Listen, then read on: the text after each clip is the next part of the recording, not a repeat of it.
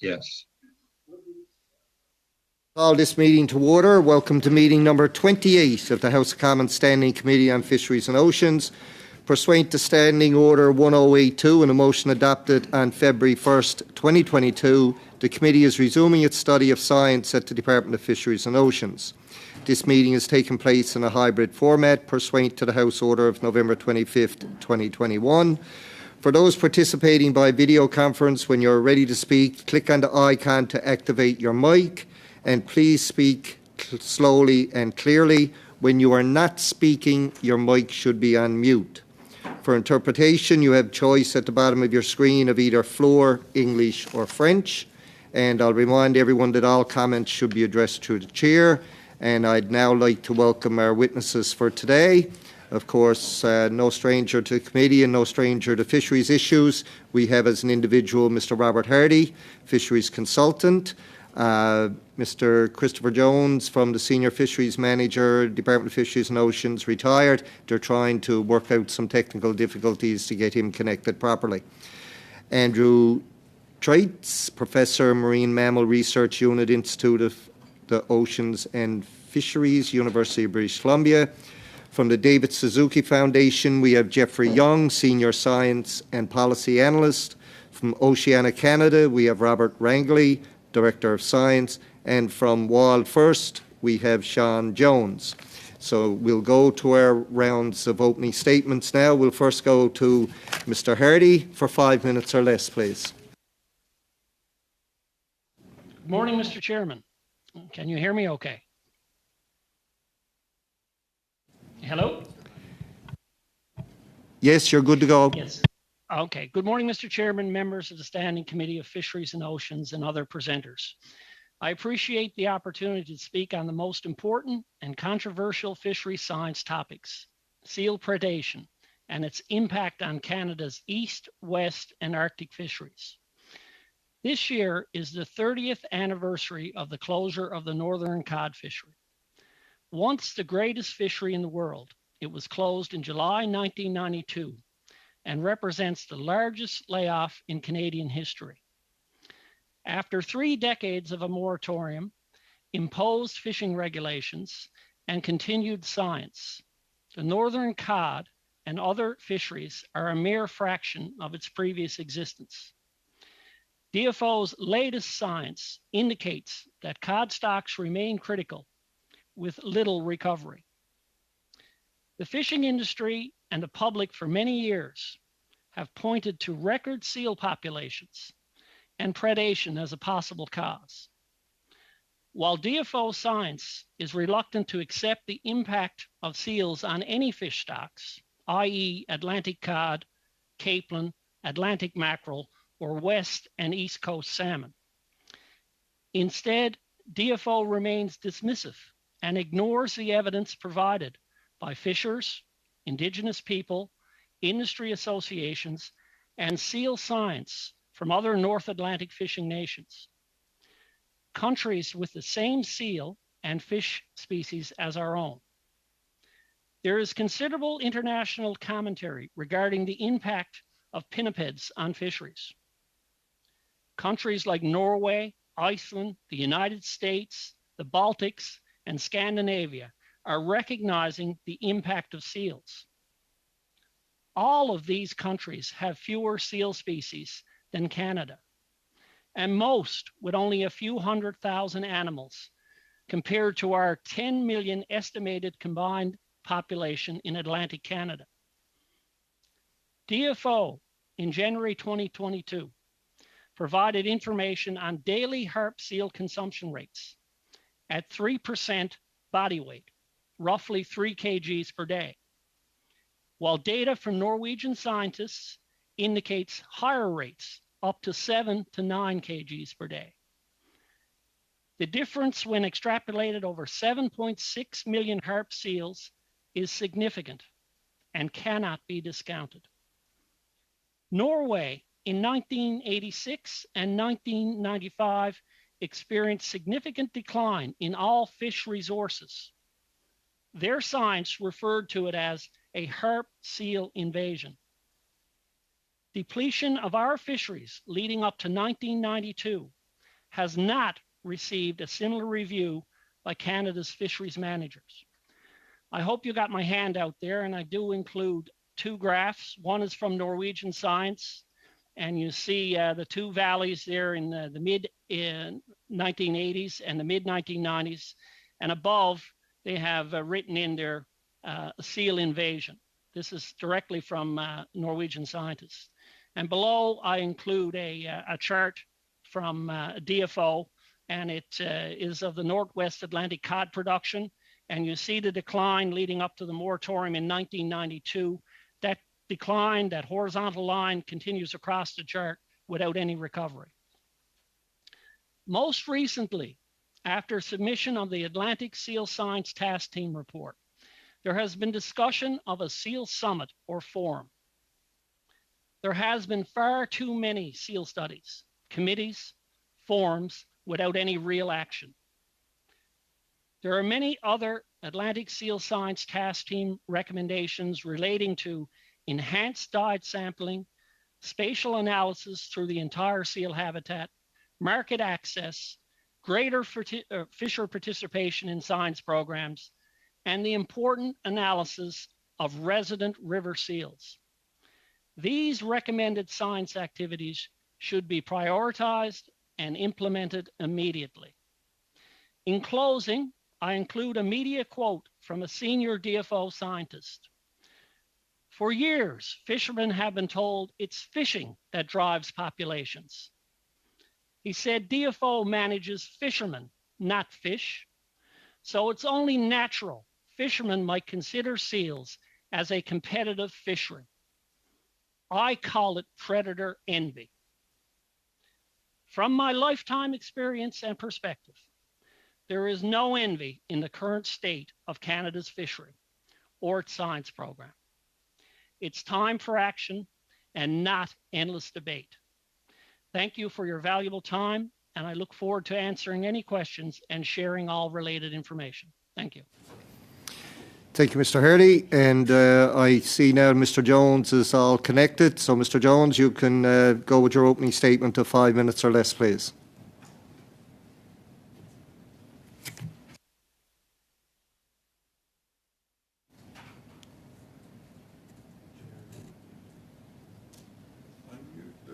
You're still on mute. Okay, try now. No, gone back on mute again. Okay, can we ask Tech to get in touch with Mr. Jones to see if we can get that straightened out?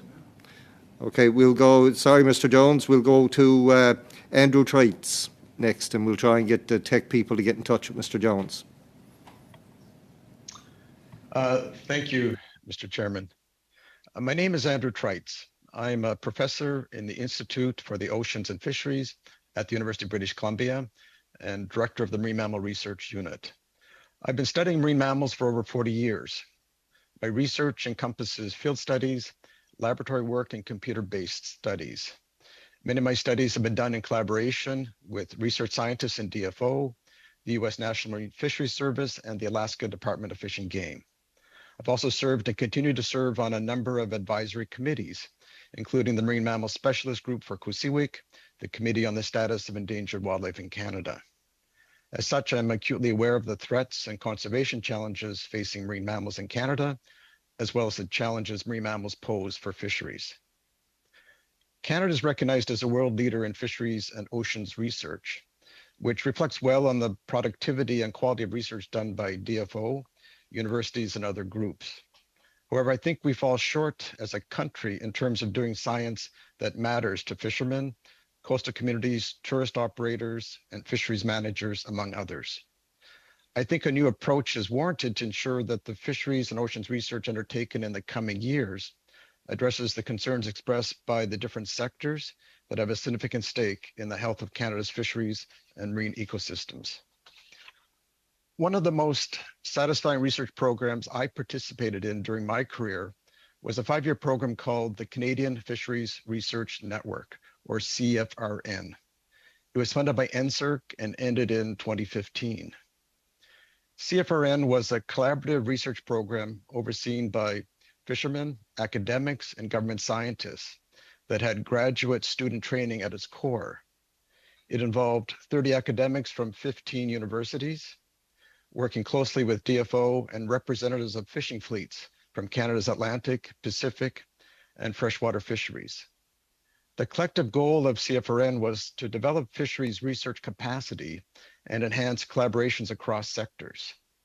By all accounts, it built the trust of fishermen, facilitated needed independent research, produced timely results, and showed a way to reshape fisheries research in Canada for the better. Unfortunately, there was no means for NSERC to continue the program after 2015, nor were there funds forthcoming from DFO to continue to support this type of collaborative, independent research. In my opinion, CFRN was a successful, unprecedented program that addressed many of the concerns that have been raised about science at the Department of Fisheries and Oceans. It should have been allowed to continue, but faltered in the absence of political support and dedicated funding. I'd like to encourage you to think about reinstating a Canadian Fisheries Research Network type program, or consider a smaller national program to fund research clusters that draw on the strengths of universities to answer priority DFO and industry questions. Research clusters centered at universities could be formed across Canada to address issues pertaining to lobsters, groundfish, salmon, climate change, marine mammals, and many other topics. Using the CFRN blueprint, the center of each cluster would be graduate student-led research, supported by a small team of 6 mentors, say from industry, DFO, and academia, to formulate research plans, identify research topics, and assist in securing the necessary resources. I've no doubt that providing each cluster with an annual budget of, say, $100,000 will pay off big time in terms of cost effectiveness and timeliness of results, in addition to training students who have a much needed grounded understanding of Canadian fisheries and who can also become top future hires for DFO or industry. In conclusion, I'd like to encourage you to work with universities to consider new ways to fund fishery science that restores confidence and builds collaborations between DFO and industry, as well as strengthens Canada's capacity to undertake timely and comprehensive fisheries research. I believe that establishing and funding university-based fisheries research clusters with the support of industry and DFO managers and researchers would significantly help address many of the concerns that have been raised about science at the Department of Fisheries and Oceans. Thank you for giving me this opportunity to speak with you today. Thank you. We'll now go to Mr. Rangley for 5 minutes or less, please, from Oceana Canada. Good morning, Mr. Chair and committee. Thank you for the opportunity to contribute to this important work. My name is Dr. Robert Rangley, Oceana Canada's Director of Science. I would like to focus on 3 recommendations within the scope of this study, all related to Oceana's mission to restore our oceans to abundance, to help feed the world. We believe these recommendations get to the heart of what science information is prioritized, how effectively it is used in decision making, and how DFO shares the basis of those decisions with the public. Oceana Canada believes that DFO must prioritize and resource the increase in capacity necessary to complete fisheries rebuilding plans, adequately monitor our fisheries, and increase public accountability in decision making. So first, Canada's new rebuilding regulation should mark a major turning point for our fisheries that ensure critically depleted populations get the necessary plans for a long overdue effort on rebuilding. Of course, success depends on how well the regulations are implemented, and that requires collecting and making decisions based on good science. DFO now has 24 months to create plans for the 16 critical stocks in the Batch 1 list of the new regulations. And soon the minister must batch in all remaining stocks. This is good news. What is not at all clear is how the requirements will be met given DFO's track record. Oceana Canada's annual fishery audit found that only 7 of 33 critically depleted stocks, that's about 21%, have rebuilding plans, and most are poor quality. DFO achieves only 20% of their deliverables laid out in annual work plans, but had they met their priorities, they would have doubled the number of completed rebuilding plans. Because of a lack of science resources, the task may be larger than DFO is acknowledging. A new analysis that includes data-poor stocks suggests that the total number in the critical zone may be 58 or 25% of all our stocks, not counting salmon. Second, DFO needs to address inconsistencies in catch monitoring by fully implementing the fishery monitoring policy introduced in 2019, which sets national standards for objectives and methods. One of the reasons our stocks continue to be overfished or fail to recover is that DFO consistently undercounts how many fish are taken, including all sources of fishing, from commercial and recreational to bait and bycatch. There are no fishing mortality estimates for 80% of our stocks, and for the remainder, we don't have the full picture. To give populations a chance to recover, DFO must count everything caught in a fishery and account for all sources of fishing mortality and decision making. And third, DFO must publicly communicate the scientific findings on which management is based in advance of fisheries decisions. The Canadian Science Advisory Secretariat, CSAS, has a policy intended to ensure transparency and timely dissemination of publications. Unfortunately, less than 10% of science publications are released on time.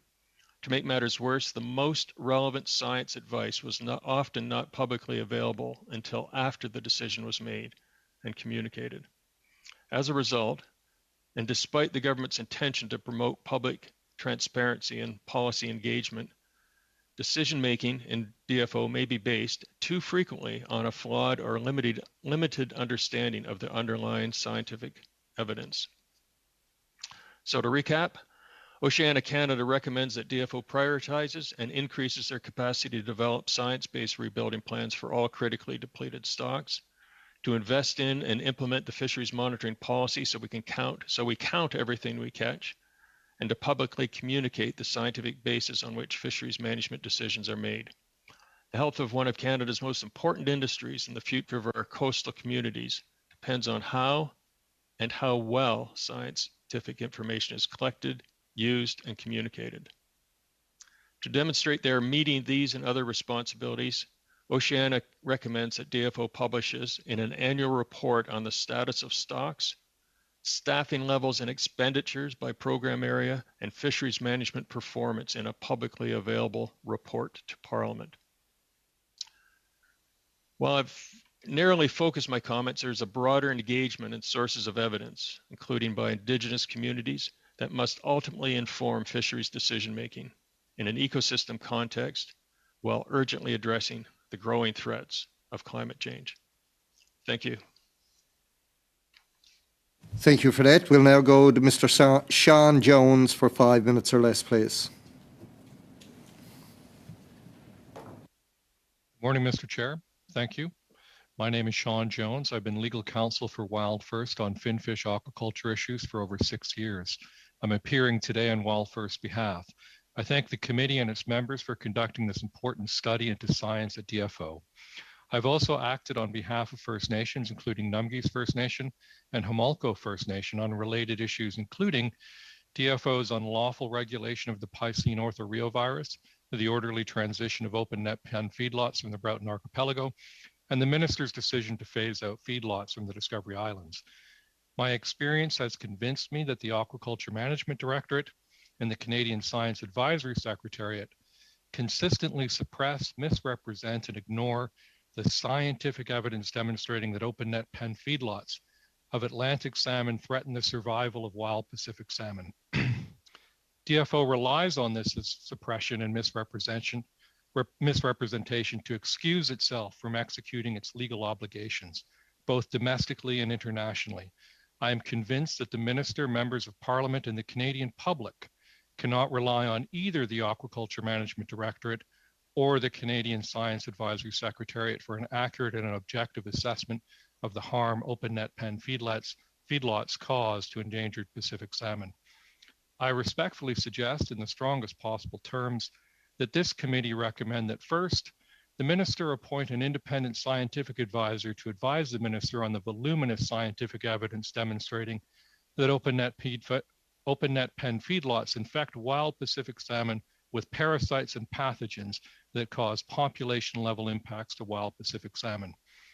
This recommendation is consistent with the 2018 Independent Panel on Aquaculture Science's conclusion that DFO could not evaluate science objectively, and its recommendation that DFO appoint a departmental advisor on aquaculture issues. Second, the conduct of DFO and the misfeasance of DFO managers be investigated further and fully by an independent third party, such as a commissioner appointed under the Inquiries Act, and preferably by an investigator with the power of subpoena. Both actions are necessary to ensure the minister has an accurate information before her. I make these recommendations after reviewing tens of thousands of pages of documents released under the Access to Information Act, and after being involved in processes in which DFO managers have, among other things, unlawfully suppressed the research of Canadian and international scientists and interfered with scientists' communication of their research to DFO decision makers, misrepresented the content of scientific papers and risk assessments, publicly misrepresented the consensus achieved by scientists during risk assessments, including changing the findings of scientists without their consent, departed without justification from international standards for diagnosing disease and detecting outbreaks, including allowing industry licensees to vote on risk assessments and how diseases would be diagnosed, adopted unlawful criteria for adopting the precautionary principle, and presented conclusions and risk assessments for which there was no evidence, and refusing to provide evidence to support those conclusions when requested. This litany of misfeasance by DFO managers parallels its conduct during the collapse of the Atlantic cod fishery, when DFO routinely suppressed and misrepresented evidence of harm.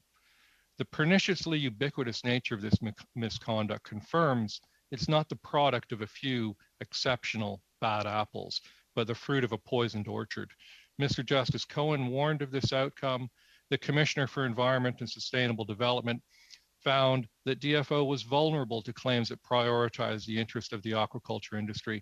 Canada's chief scientist confirmed that DFO could not evaluate evidence without bias. DFO has not corrected any of this misconduct. Monsieur le Président, je n'ai plus de traduction. I'm sorry, Mr. Chair, I don't have any translation. We're going to have to pause for a second, Mr. Jones, because we're not getting interpretation. It's good now? Okay. All right. Please continue, Mr. Jones. Thank you. With great respect for the work of this committee, I strongly recommend that this committee's work be a first step, and that this committee recommend that an independent third party further investigate DFO and DFO managers to make recommendations for the necessary reform. Otherwise, the protection and conservation of Canada's public fishery on the west coast of Canada will remain in unsafe hands. Thank you very much, Mr. Chair. Thank you for that. We'll now go to Mr. Young for 5 minutes or less. Hello, and thank you to the Chair and Committee for having me here today. As a bit of background, I've been working on Pacific salmon conservation and overall species recovery in Canada for the past 20 years. I've participated in various DFO stakeholder and scientific processes, including the Pacific Salmon Integrated Harvest Planning Committee, the Fraser River Panel under the Pacific Salmon Commission, Southern Resident Killer Whale Technical Working Groups, and government scientific reviews, including recovery potential assessments for at-risk Pacific salmon populations. So science is central to DFO function. It is the best way to understand the state of the fisheries and oceans we are trying to protect and manage. It is also our most effective tool at measuring our success in meeting our targets and tracking progress towards new goals. Right now, the process for DFO decision-making is broken, and science is at the middle of this failure, or more concerningly, being pushed to the side. There's a tendency within DFO to maximize its own discretion while minimizing accountability, which in turn is failing our fish, oceans, and all Canadians.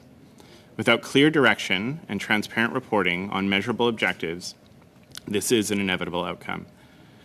Stakeholder tables and even technical working groups formed by DFO have largely served to reposition DFO as an arbiter between interests, rather than a regulator and upholder of good science and evidence-based information.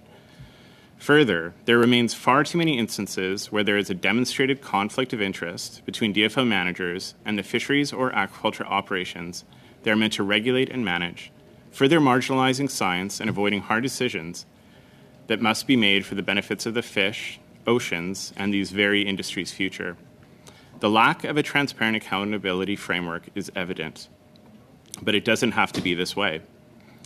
DFO in general has a good track record in completing scientific research and the necessary monitoring to evaluate fish stock and habitat condition. The ability to do good science is there. Over the past 20 years, DFO has successfully developed and published a number of key policies that are informed by the latest science on effective ecological management and represent best practices globally. Such policies include the Pacific Wild Salmon Policy and the Sustainable Fisheries Framework. Although the support for these core functions and policies has fluctuated over time, we currently have the resources and ministerial direction, at least in Pacific salmon via the Pacific Salmon Strategy Initiative, to truly address outstanding issues with the function of DFO management and science, address key gaps in critical core monitoring and research, and implement these critical policies. I feel it is important to add that within the context of science, it is critical to understand that ecosystems are highly complex and our science and management systems need to be designed around understanding risk and managing our own impacts. Using science to attempt to push our impacts as far as we possibly can has failed. Further, attempting to manipulate or control ecosystems, often to address problems we have created in the first place, have also failed. Examples include salmon hatcheries, which have largely made the problems of salmon abundance and health even worse. In the recent words of an academic colleague, if salmon hatcheries were a drug, they would not be approved by Health Canada. The belief that culling a salmon predator, such as seals and sea lions, to improve salmon abundance disregards the complexity of these ecosystems and the unintended negative outcomes that could ensue. These pinnipeds are a natural part of these ecosystems, and attempts to control their populations through intentional killing is even more likely to fail to produce intended benefits than our attempts to manage the salmon fisheries themselves. We have the plans and policies, and to a large degree the financial and human resource capacity to implement them. Our challenge today is a lack of accountability built on a foundation of transparent, evidence-based reporting. Science needs to be re-centered in the decision-making structure while ensuring it is adequately transparent and independent from political interference. It is appropriate for the political decision-makers to weigh multiple considerations, but it is critical that science advice and information is as objective as possible and made available to the public. So how do we do it? Implement existing policies which provide clear and science-based guidance on how to achieve conservation and management outcomes. Create a clear plan for achieving co-governance with First Nations. Make public commitments to achieve specific outcomes related to these policies. Create a tracking and auditing mechanism focused on these outcomes, including independent technical advisory bodies, of which COSUIC provides a good model, and a previous witness discussed this quite extensively, and to report on results and provide guidance on implementation. Focus existing or new stakeholder processes around achieving these objectives, and restructure DFO where necessary to support these changes and to remove conflicts of interest. Thank you. Thank you for that. We'll now go back and try Mr. Christopher Jones again for 5 minutes or less, please. You're still on mute.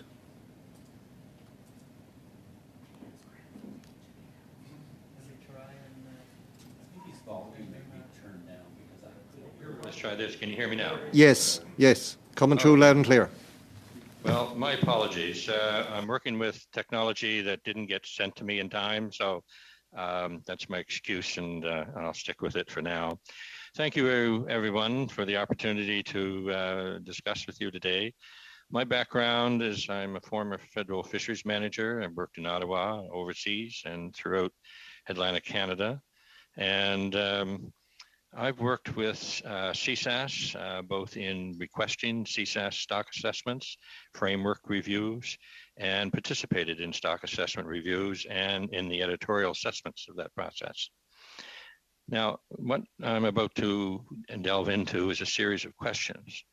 During the past several years, it appears that DFO has updated most of its stock assessment models, which for the most part have resulted in decreasing assessments. As a consequence of efforts of updating recent assessment models, several key questions arise that would be helpful if they could be elaborated on.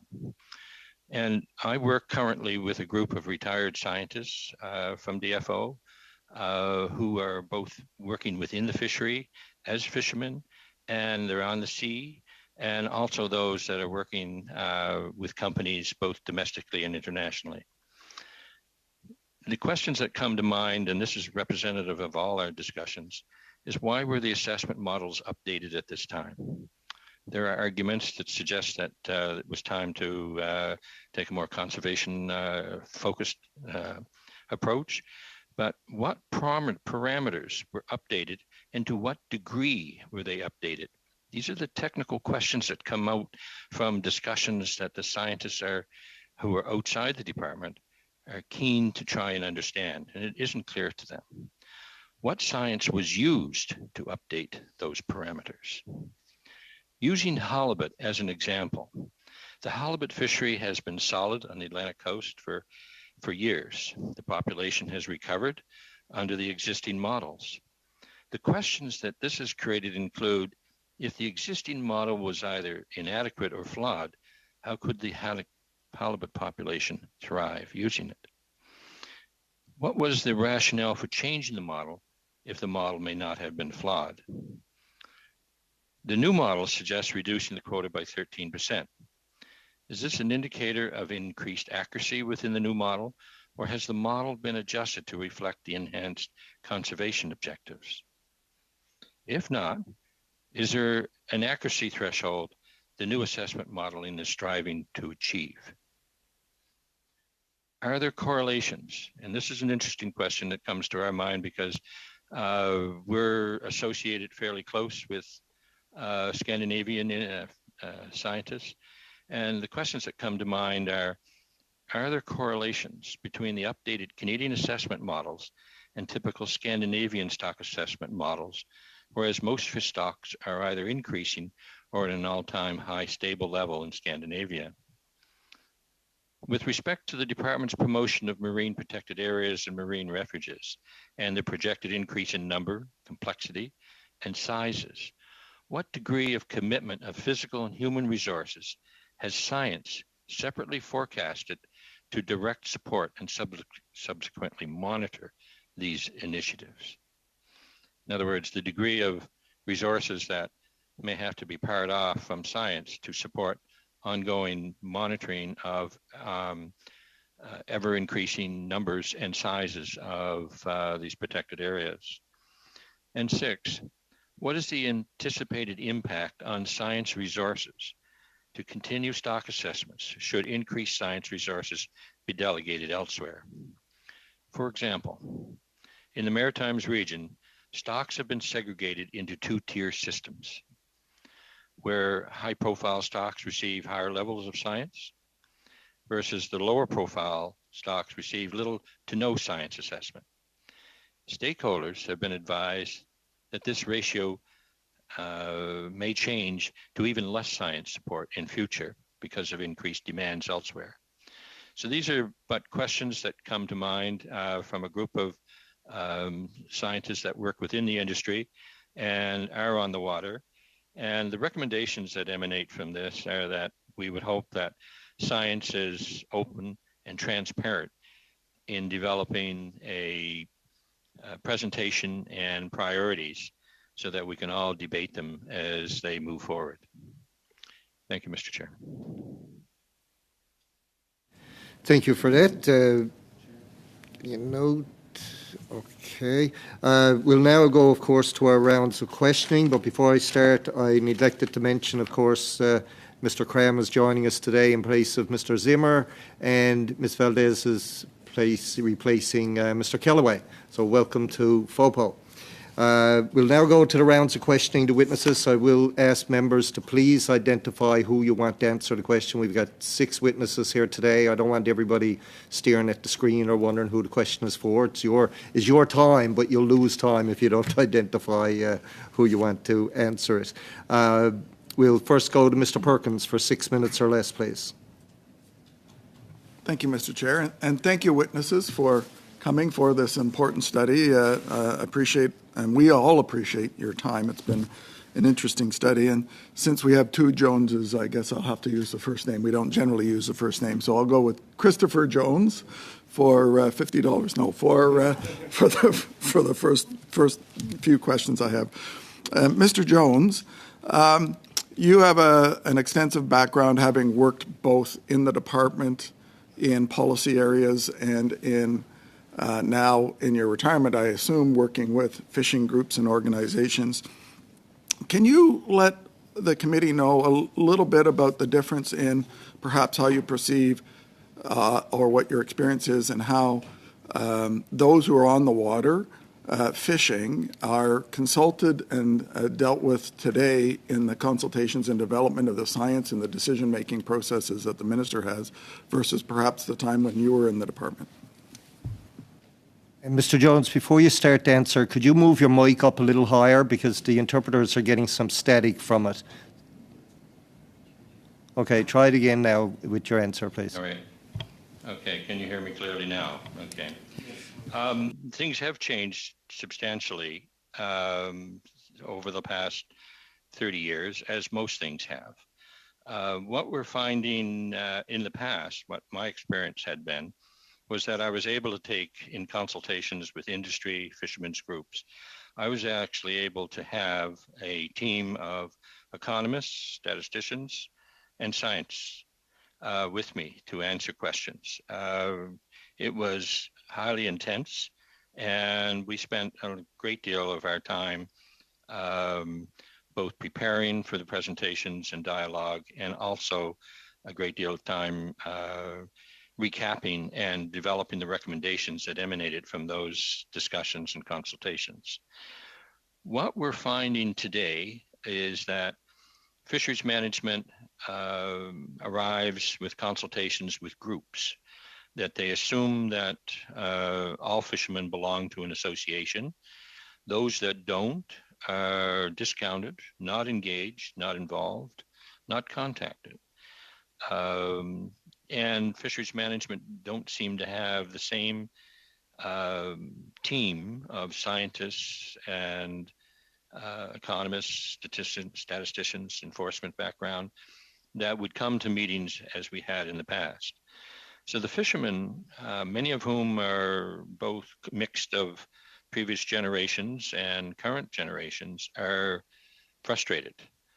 They ask questions for which someone will take under advisement, and someone may come back to them. And they're also feeling left out of that process, because very seldom does anyone ever get back to them. So the degree of fisheries...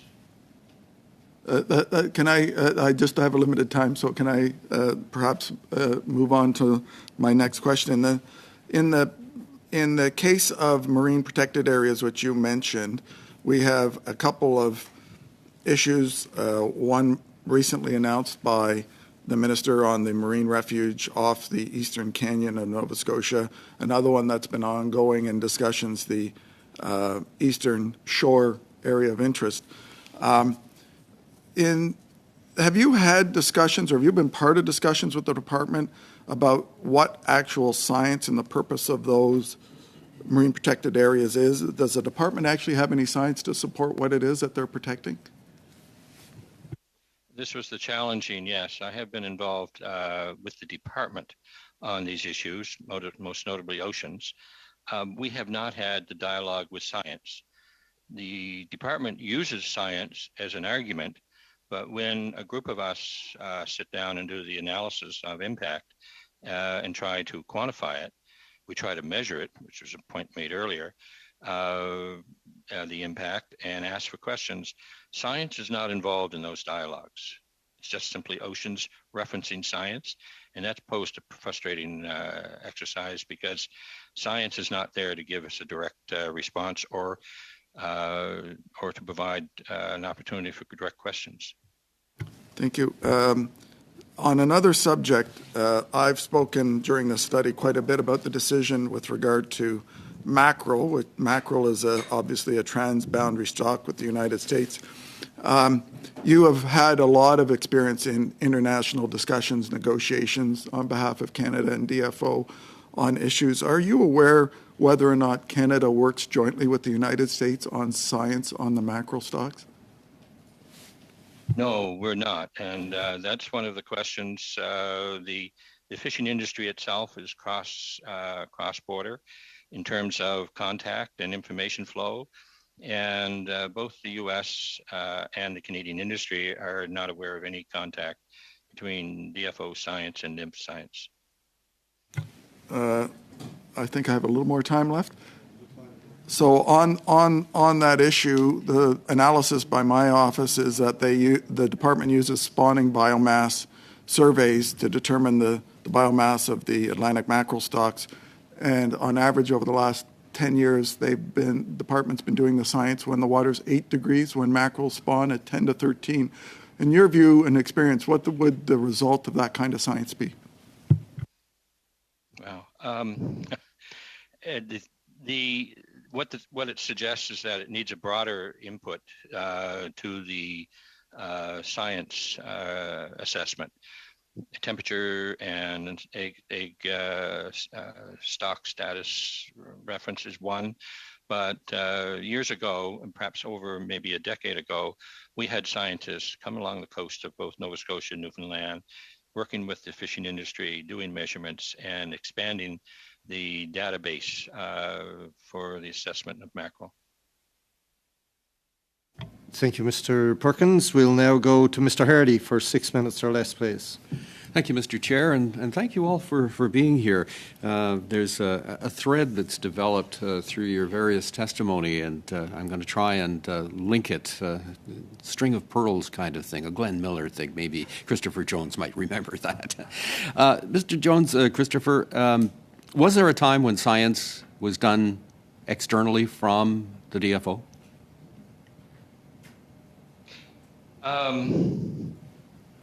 It was, I would say, to respond to your question, there were combinations of DFO science and external. And what I mean by that, there were regional science bodies such as NAFO that involved, and DFO science reached out to science both in ICES and in the Eastern Atlantic, and with NAFO scientists to collaborate assessment modeling and methodologies. One of the things that we've noticed is that inevitably science doesn't give us definitive answers and definitive advice. And in fact, what it does is, somebody makes a decision, they say it's based on science, that then promotes conflicts, invalidation, dueling science, et cetera, et cetera. So is there a mechanism to work through these conflicts in an objective way to come up with something that everybody can nod and say, well, okay, it is what it is?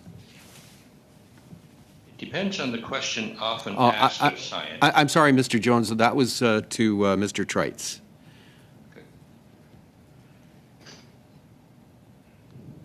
Sorry, could you rephrase the question? Yeah, we have a decision made, and let's take the Minister of Fisheries and Oceans as an example. They say that the decision was made on the basis of science. Inevitably, there will be people who will come forward and disagree with those findings. They'll disagree with the science. They'll try and invalidate the science. And, of course, the dust-up that happens then leaves everybody wondering how on earth you can make a decision, especially because science quite often doesn't give you definitive advice. So what's the best way through this, and is the CSAS model the best way to go? I think the CSAS model is a good approach. I think where the rubber meets the road is often in terms of the certainty that different scientific studies have. And this is something which seems very few people ever ask is, what is your confidence in your result? Typically, for example, we've got some models that predict that removing seals from the west coast of Canada would increase the abundance of salmon. And many people will rally behind that conclusion without ever asking, well, how confident are you in those results? Well, the people doing the models and those that are familiar with how they're parameterized will tell you, well, it's about a 30 to 40% chance that the model's right. Now, for many people, if you're going to make a big decision like that, you want to have a confidence of over 80%. On the other hand, if what you're putting up and what's at stake is something one might not value, perhaps the life of a seal, for example, you can say, well, 30 to 40% odds are amazing when you look at how much the fishery is worth.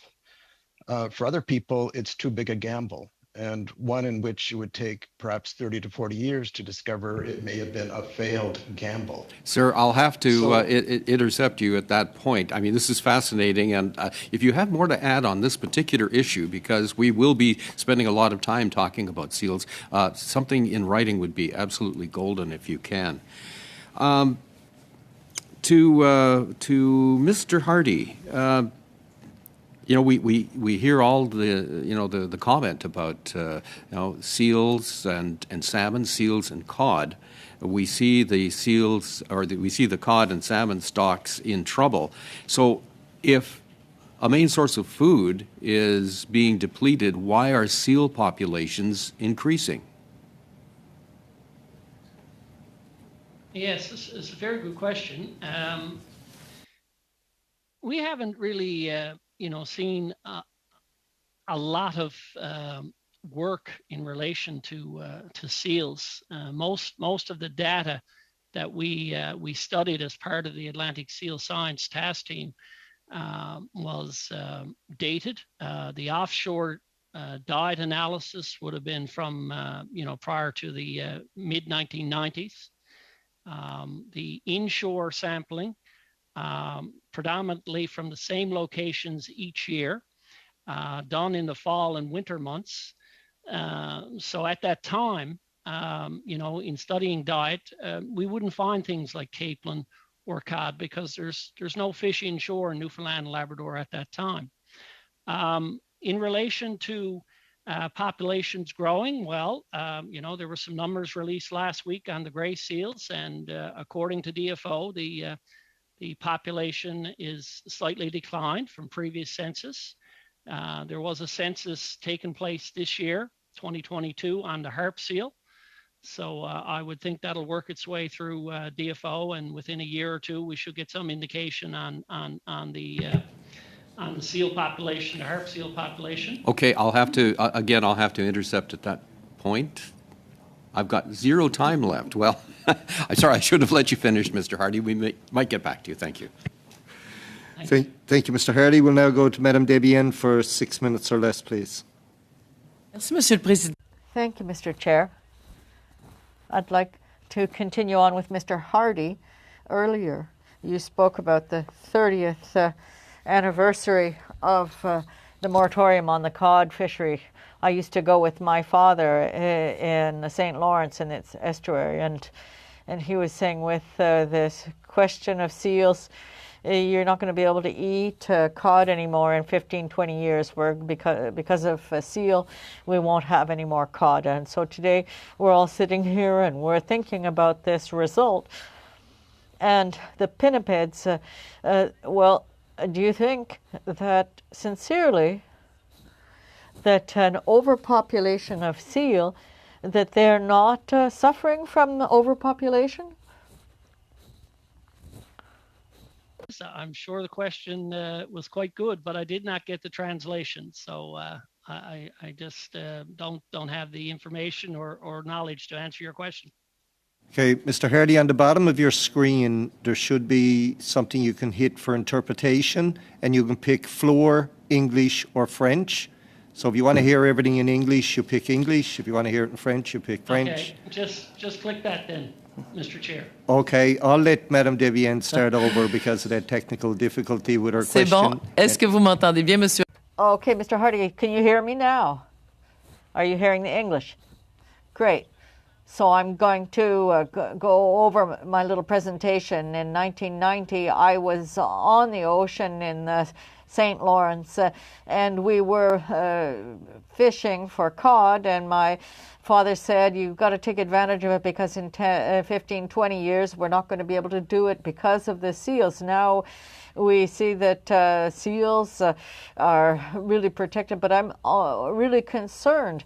Do you think that the overpopulation of seal is a cause of them suffering, that they have less food than they used to? This is part of our concern here. So do you think that the overpopulation of the seal, is that situation just as problematic for the seals themselves? Thank you for your question, and I did get the translation. Yeah, when you have 7 to 10 million animals consuming, anywhere from 1 to 7 kilos of fish a day, the daily consumption rate is huge. The prey fish, in terms of capelin and herring, that other species rely on, are predominant species that seals consume. So with a very large population of seals, eating prey fish would have an impact on other fish species and larger fish species for sure. And as the population, the 7.6 million, the last census for harp seals, is it now presently increasing? Has it stabilized? Some people indicate that the seal body mass is being reduced. Science indicates that the popping rates are down. There you may be at a state where the population has reached its maximum carrying capacity, and going forward, seal populations could be reduced quite simply because they've eaten themselves out of house and home. I appreciate your father's comments when he was on the water. I spent a lifetime on the water. I hear comments every day which are similar. And to date, to be quite honest to the people who are attending this meeting, there's been very little done on seals. I think we need to open our eyes and have a look at the science that's been done in other countries and the data that is available on seal diet. Thank you. Ça va être très intéressant. That's going to be very interesting to go and visit in Norway if we have the opportunity to do so, to ask them those questions. Mr. Hardy, I'd like to stay with you. In this context, where we would like potentially to find a solution to control the seal population, I have met seal hunters, and I would say they do hunt in a very responsible way. Nothing is lost or wasted in their catch, and where they use the for food, and some Aboriginal peoples don't have access to their food supply. So do you think that could be helpful to have the hunt go on? Absolutely. Seal offers many different products which can be utilized. The animal should be fully utilized when it's taken. And I think, Canada has missed out on an opportunity to produce edible food, not only for our northern communities, but also for countries which do not have adequate food supply. There are various humane efforts with other types of products, grains and different types of products, and seal, if processed correctly, could offer a high protein food source for the many people who will starve in the world. And with the ongoing conflict in Ukraine, we see on the news every day that this is going to be an issue, a bigger issue. So seal is a resource. Seal offers probably some of the best protein. It is rich in omega-3. All health professionals will indicate the benefits of omega-3. Seal offers the premium omega-3. So there's many things that we need to do, and we need action. We need our government to support the product research, the market development, and also market access. Because over the years, as we know, the animal rights groups have. Est-ce que vous croyez que Do you think I'm monitoring my time, Mr. Chair, but do you think that then that the government and Fisheries and Oceans should do the promotion of equitable and just use of the seal if we would bring back a responsible fishery for seals? If you could, do we need to finance better promotion for that?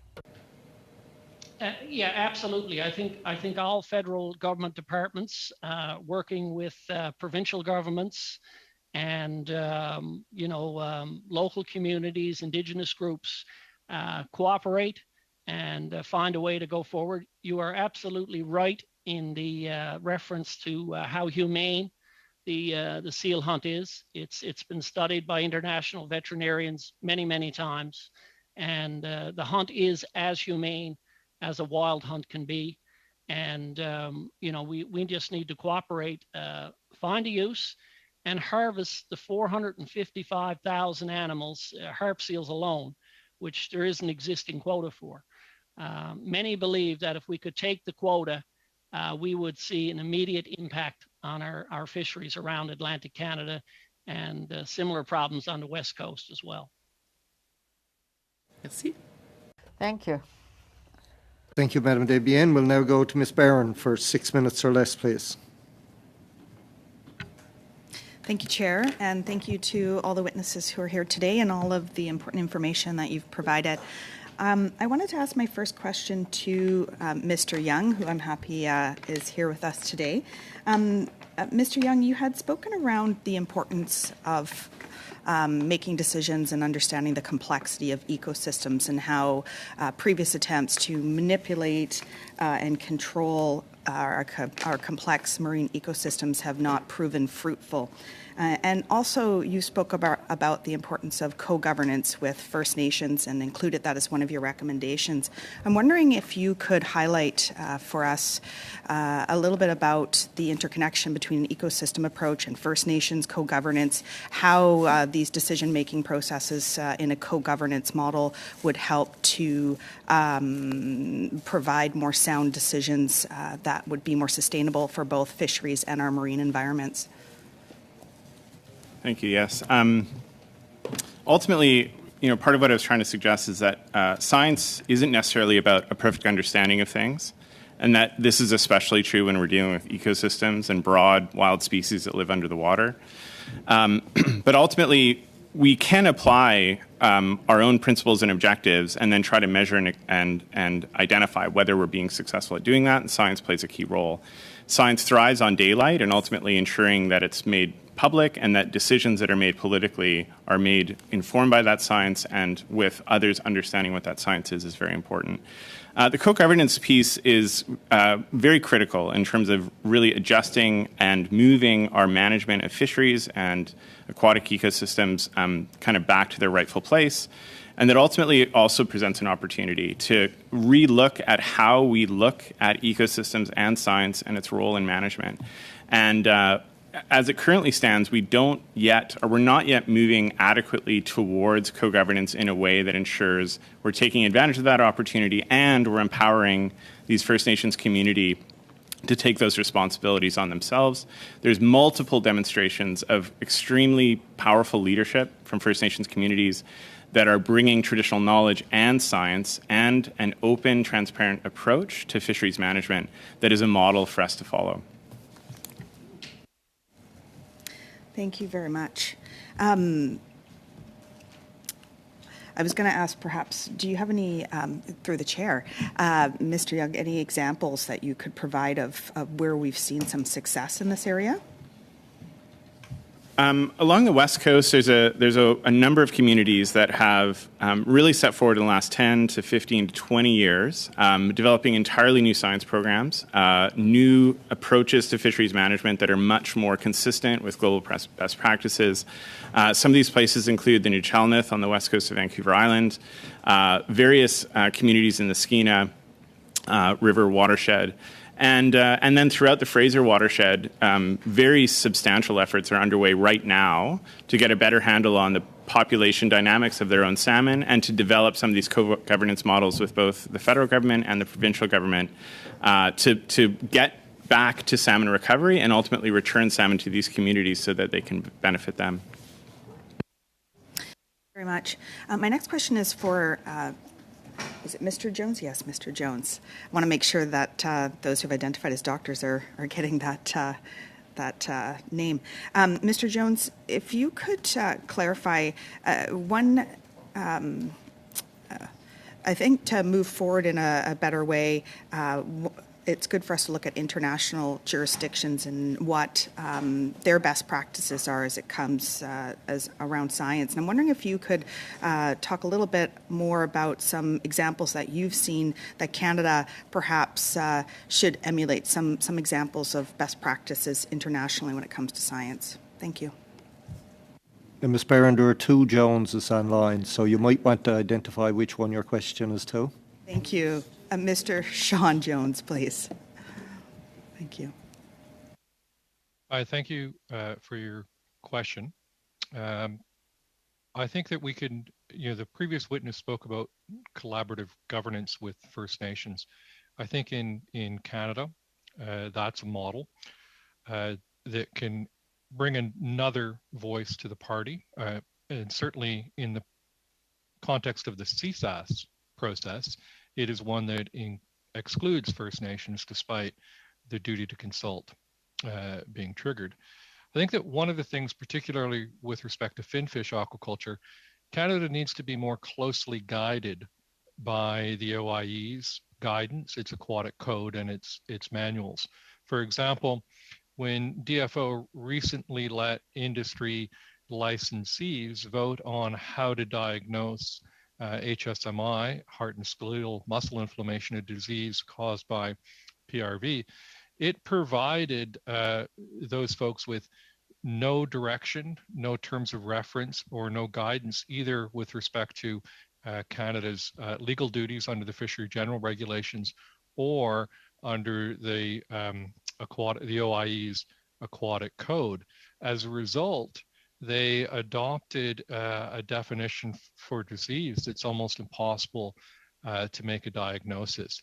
They departed from diagnosing disease in individuals at all for this disease, and will only now diagnose disease, HSMI, if there's population mortality attributed to it. Of course, that creates a logical absurdity. You can't diagnose disease, you can't attribute population level impacts if you aren't diagnosing individuals, and you can't diagnose, according to DFO's process, you can't diagnose individuals unless you've got population level impacts.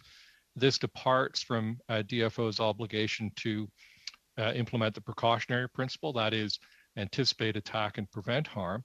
Instead, DFO is looking for proof that the harm has occurred before it will act.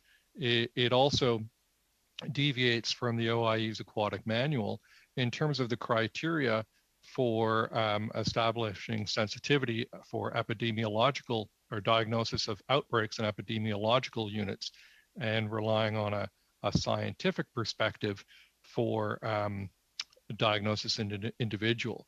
It also created significant conflicts of interest where industry licensees were asked to vote on how to diagnose a disease that, if diagnosed, would create significant regulatory burdens on their operations. I think we need to follow the OIE's international guidance on managing those conflicts of interest, but DFO and CFIA also need to follow that international guidance on reporting emerging diseases. When PRV was first detected in 2011 in British Columbia, that should have triggered DFO's and CFIA's obligation to report an emerging disease, that we now had a foreign virus detected in British Columbia that was causing disease in endangered Chinook. Instead, thank you, Mr. Jones. We've gone way over time, and we have to get to other participants for questions. We'll now go to Mr. Arnold for 5 minutes or less, please.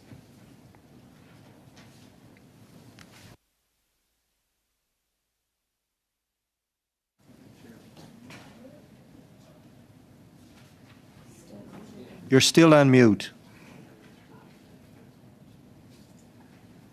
Pardon me, Chair, it's been a while. Thank you. Thank you to all the witnesses for being here today. It's been a very interesting study. I would like to start with Mr. Jones, if I could.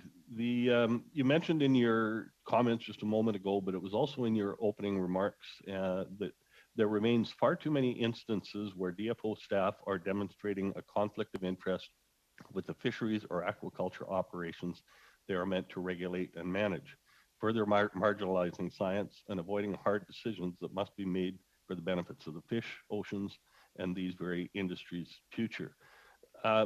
We probably don't have time today, but I'd like to ask you if you could provide specific examples of that. I think we're all accountable. We certainly, as elected representatives, the department has some very good staff working, but it's unclear to this committee so far where some of these decisions are ending up. So if you're able to provide any of those examples, it would certainly help the committee's work on this study. Yeah, thank you, Mr. Arnold, for your question. I think very briefly I can provide 3 examples in addition to the example with the HSMI diagnosis that I referred to earlier. The first is suppression of a diagnosis of HSMI in 2016. Dr. Miller-Saunders and her team had diagnosed HSMI using an international accepted case definition. DFO, the documents released under the access to information. I hate to interrupt, but we will run out of time very quickly. So if you're able to provide these just very brief information today or provided in writing afterwards, that would be appreciated. Thank you. Sure, I can do that. So the access to information documents illustrate that DFO and industry rewrote the press release suppressing Dr. Miller-Saunders' diagnosis. The second example is with respect to Tenacibaculum. During the Discovery Islands consultation, scientists within DFO had evidence that Tenacibaculum was causing population-level impacts in the Discovery Islands. A briefing note was prepared. This briefing note never made it to the minister. Instead, DFO managers briefed the industry on this same research. When First Nations during consultation asked for that research, they were told that there was no evidence that Tenacibaculum causes harm, despite DFO briefing industry. The third example. I want to get on to some other witnesses here today if we can. We've already consumed half of my time here, but thank you. We'd appreciate the third one in written submission to the committee so that we can consider it. My next question is to Mr. Sean Jones. Mr. Jones, in recent years, we've seen major decisions relating to fisheries being made by judges with more frequency than any other time I can remember. And here we are studying science at DFO and receiving testimony from you as a lawyer, and certainly all respect to you for your role and the work that you do. In your opinion, is the Fisheries Act in its current form relevant and updated enough to keep decisions under the purview of the minister and out of the hands of judges? I think the Fisheries Act could use significant revision with respect to how evidence and the powers of the minister are exercised. But I don't think that there's a problem of judges making decisions. The significant fisheries decisions that I'm aware of, all on judicial review with respect to PRV and with respect to the Discovery Island decision, the judge does not make the decision or substitute his or her preferred outcome for the ministers. In fact, in all of those instances, the court just simply turned the decision back to the minister to reconsider. Okay, of course. Thank you. In your opinion, would we see fewer decisions being made by judges if the minister stuck to the Fisheries Act under her purview and the sound science as she makes her decisions? I think we'd see fewer decisions being overturned on judicial review if DFO managers were providing the minister with a more fulsome representation and objective representation of the evidence before her. In all of the instances that I'm aware of, the 2 PRV decisions and the Discovery Island decision, the record placed before the minister was a very one-sided record that did not canvass all of the available evidence or all of the available options to the minister. I believe that's my time, is it, Mr. Chair? Yeah, 6 seconds left. I don't think you'd have time for a question or an answer. So we'll move on to Mr. Morrissey for 5 minutes or less, please. Thank you, Chair. And through you, my question is to Mr. Hardy. Mr. Hardy, there's been a lot of discussion on the seal populations, both the East Coast and West Coast, primarily the East Coast. But when I look at the numbers, the harvest quota is several million animals over the last number of years, and there wouldn't be 10% of it caught. So what has to be done to entice the fisher to fully exploit the quota that's there now? If you could comment briefly. What yes. being missed? So the fisher is not harvesting the allowable quota. Why? Yes, and if I could, I think the number is far less than several million, in the tens of thousands the last couple of years in terms of the harp seals. Yes, animals a year. Yeah, to increase the harvest and to make it economical for fishers to fish in dangerous conditions, which is usually in the spring of the year when there's a lot of ice around. Our governments have to open up market access. From people I talk to in industry, they say it's not a problem of people wanting to buy the various products. It's a problem of gaining access, whether that be in Europe or in Asia. So I guess our friends at Global Affairs and the Canadian Food Inspection Agency, they have to work together to ensure that we do everything possible to allow these products to reach customers who want to buy them. Stand up, Mr. Hardy, but still the fisher for years have not exploited the resource they had access to. So until we actually solve that problem, I don't think it's a market. To develop a fishery, we have to, first of all, establish what the cost is and then be prepared to subsidize that in some form until the market's developed. Because as I pointed, there's several million there that are not being utilized. I want to move on to Mr. Jones. And in testimony from various witnesses, Mr. Chris Jones, testimonies come in has been referencing to the modeling DFO uses in the science. And this was raised by a number of fisher organizations that they were not sure or they're questioning the modeling used. And you in your testimony, you referenced the stock assessment models were updated. You referenced Canada versus Scandinavian stock models. Could you comment? Do you know if there's a significant difference between the modeling used by Canadian fishery science versus Scandinavian? Because from all accounts, Scandinavia has managed their fisheries well. I can't go into the direct, it would take a long time to go into the direct comparison between Scandinavian modeling and Canadian modeling. But I can give you the generalized view is that we understand the Scandinavian modeling has a lot of direct input from scientists from at sea, and they have a very good grasp, excellent grasp on the statistics, going back to comments made earlier, and that they have a grasp on the data far more than I think we do now. And this was once the case with fisheries perhaps 25 years ago, and I think it has changed significantly that scientists are operating largely from labs and on-site in situ situations versus being at sea. And I think that's the difference between the Scandinavian approach and the Canadian approach in general. Thank you, Mr. Jones. One final question. How would you recommend to this committee, or what would you recommend to this committee on how DFO would incorporate the fisher-based knowledge? Because there's a disconnect between the two. And then how would you suggest that this committee, and if you could follow it up in maybe a written presentation, because I'm going to run out of time, but that appears to be the issue that must be resolved, the methodology for incorporating fisher-based knowledge and science with DFO science on the management of the stock. Could you comment briefly? Yes, I think the incorporation of fisher-based science is not just with science, but it's with fisheries management. It needs to be done across the board, and science just, I think, needs to incorporate fisheries knowledge directly into their CSAS process. It may be more lengthy, it may be more complicated, but that information is used in other jurisdictions, such as Scandinavia.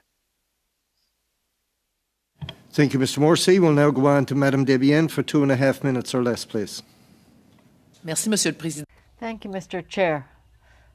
I'd like to ask a question of Mr. Rangeley. I hope I pronounced your name correctly. You talk about transparency of information. I'd like to ask you something about that. We have a major problem in the Gaspésie where we have mackerel and herring. Fishers have been told the fishery is being closed and they're out of work. They're having a difficult financial situation. So this it was unforeseeable. And so is transparency of information, does that play an important role in the mental health and the socioeconomic position of our fishers? The access to information, what importance does it have according to you? Yes, thank you for the question. We did an analysis, and I can provide the publications on the timeliness of science information. And those fishers should have been well aware of the science in advance. But what we found is that CSAS has a policy around publication of documents, and it's a publication based on transparency. Yet, if you go through the documents, allowing for a considerable, conservative look at the timeliness, only about 10% get published on time. And increasingly, we also see a number of those science information in the CSAS documents are coming out after a decision has been made. So this is a real challenge for those, especially those that aren't at the CSAS meetings. So the fishermen's representatives may be there, but many of the fishermen are not at those meetings. And so one quick solution for this too, and it's done in some fisheries, and we've seen it in northern cod, where there's a technical briefing after the meeting. And so we get full disclosure of what the findings are, what the trends are in a publicly accessible way. While the publication process proceeds through the CSAS. So I think that's a good model, and it might have helped those fishermen who felt in the dark about the scientific basis on the quota decision. Thank you, Madame Debienne. It's right on time. We'll now go to Ms. Barron for 2.5 minutes, please. Thank you, Chair. My question actually is also to Dr. Rangeley. My question, you had spoken around the importance of rebuilding plans and the reports being released. And one area that I know I've heard spoken about through Oceana in the past is around the rehabilitation of forage fish stocks. I'm wondering if you could speak a little bit more around the concerns that have been identified and some of the science and policy gaps specific to this example that you've seen. Yes, thank you very much for this question. This is a fundamental one, and one of which is quite disturbing, quite frankly. As we know, forage fish are sort of the base of the food web. They transfer energy through the ecosystem to other fish predators, which we rely on, as well as seabirds, whales, and so on. Currently, landings of about 12% by volume and 6% by value of our forage fisheries come from healthy stocks. So we're heavily depleting those stocks. The previous questioner asked about mackerel and herring stocks. Unfortunately, had to be closed because of the state of those fisheries. We should have been managing them well in advance. of that kind of decision that causes so much disruption. And in fact, when you manage forage fish, because of their importance, you need to have a higher threshold for fishing them and making sure the population biomass is high, and a cap.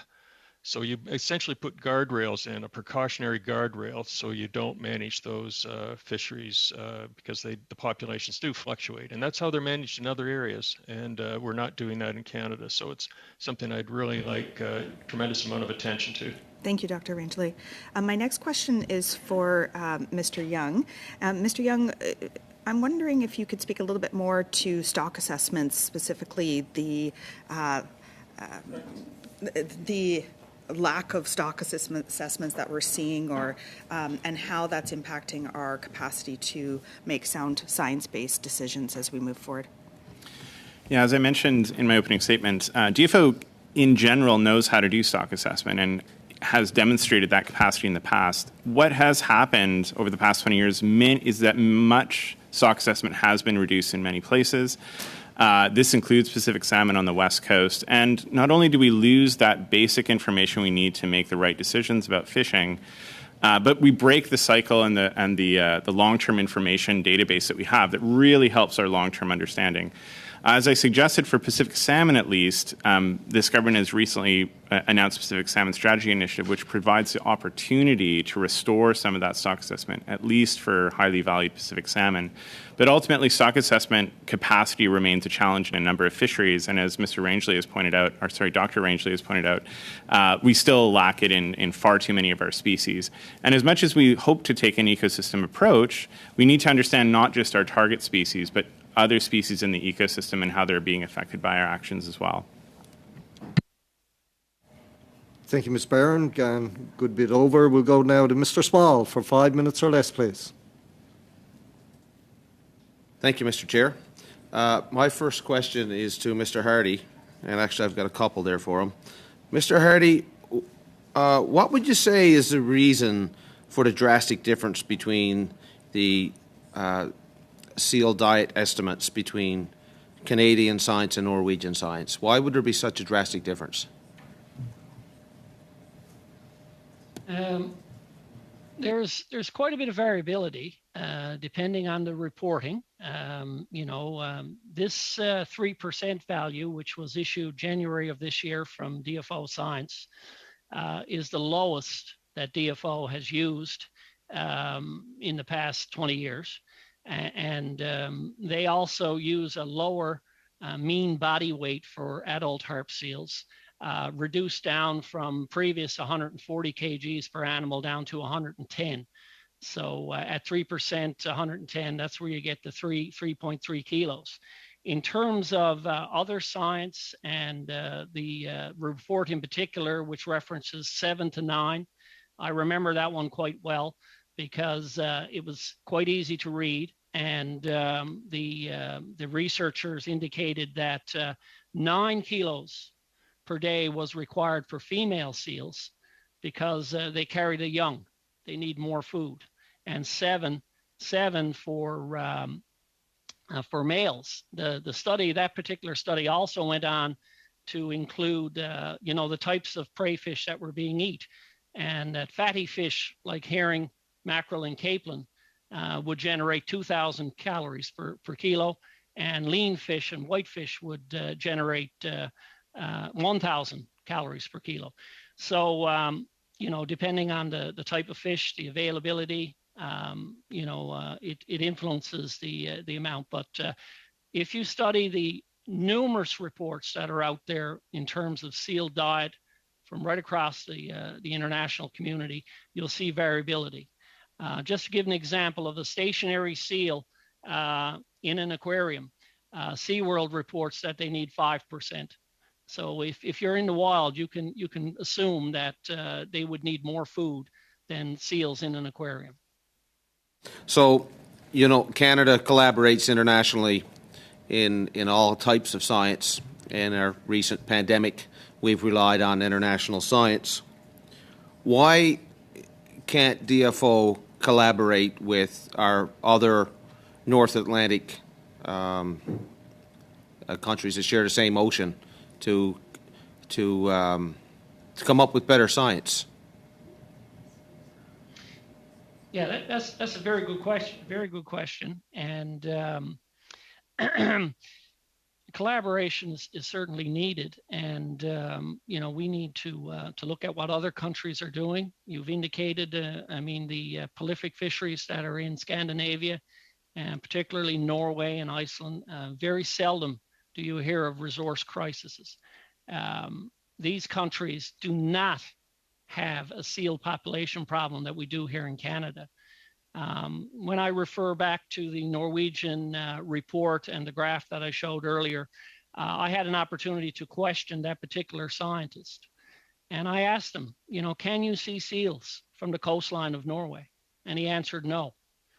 And I asked him, you know, if you had 8 million seals for 30 years around your coastline, what would be the impact on the fishery? That particular science answered to me in the presence of the other Atlantic Seal Science Task Team members, you will have a very big problem. So MP, Mr. Small, I don't know why we don't look harder and look faster at what's being said around the world. So, Mr. Hardy, I got a question for you on, okay, so harbor seals in the Gulf and in the south coast of Newfoundland and Labrador are still listed as species at risk. We don't know how many there are. The hooded seals haven't been counted since 2015. The science that's being committed to knowing just how much seal predation is existing is very lackluster, and in the opinion of stakeholders, it's actually disgusting.